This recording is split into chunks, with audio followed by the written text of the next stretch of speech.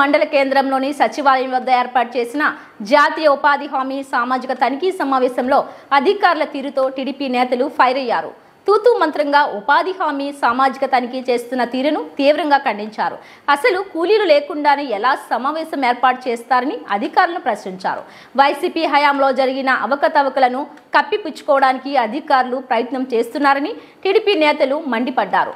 సామాజిక తనిఖీని టీడీపీ నేతలు బహిష్కరించారు. కోట్లాది రూపాయల అవకతవకలు చేసిన ఉపాధి హామీ సిబ్బందిని కాపాడటానికి ప్రయత్నం జరుగుతుందని ప్రజలు చర్చించుకుంటున్నారు. ప్రధానంగా మండల పరిధిలో ఉద్యాన పంటల సాగుకు వెచ్చించిన నిధులలో గోల్మాల్ జరిగినట్లు మండలంలో చర్చ జరుగుతోంది.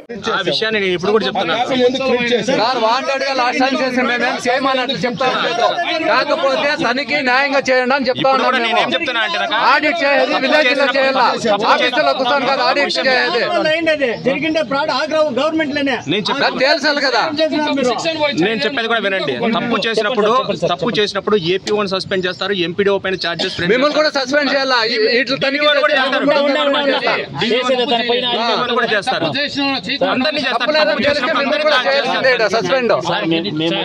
సామాజిక తనిఖీలు లొసుగులు ఉన్నాయి, సర్దుబాట్లు ఉన్నాయని ఈనాడులో బ్యానర్ ఐటమ్ లో డిస్ట్రిక్ట్ ఎడిషన్ లో వార్త వచ్చింది.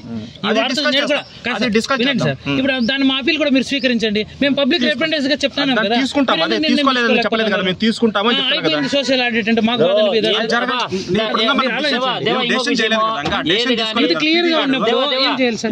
ఒక విషయం ఏది గానీ పీడీ డిసిషన్ మీరే చెప్పారు, పబ్లిక్ అవసరం లేదని చెప్తారు. తనిఖీలకి పబ్లిక్ అవసరం లేదంటే ఎట్లా చెప్పారు? చూడండి, ఆయన చెప్పారు అప్పుడే పబ్లిక్ అవసరం లేదంట.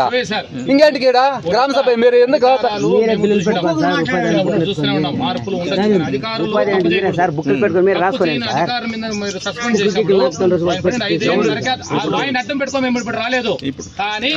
ఇప్పుడు జరిగిండే తనిఖీల గురించే వచ్చాం మేమంతా. కుర్చీలు ఖాళీగా ఉన్నప్పుడు మీరు ఆడిట్ ఎట్లా చేస్తారు? ఖాళీ కుర్చీలు తీసుకుంటారు. ఇప్పుడు ఆడిట్ గురించి ఇంకా మనం చేయాలా చేయకూడదు డెసిషన్ తీసుకోలేదు. చెప్తానే ఉన్నారు పబ్లిక్ అవసరం లేదు తనకి. ఇప్పుడు ఆడిట్ చేస్తామని చెప్తున్నారు. ఆడిట్ చేయనప్పుడు అదేముందో తేలాలి కదా, పబ్లిక్ లేకుండా ఏం తెలుస్తారు? సోషల్ ఆడిట్ వాళ్ళు గ్రామాల్లో తిరిగారు 15 రోజులు. ఆ విషయాన్ని ఏపీ దృష్టి కానీ ఎప్పుడో దృష్టి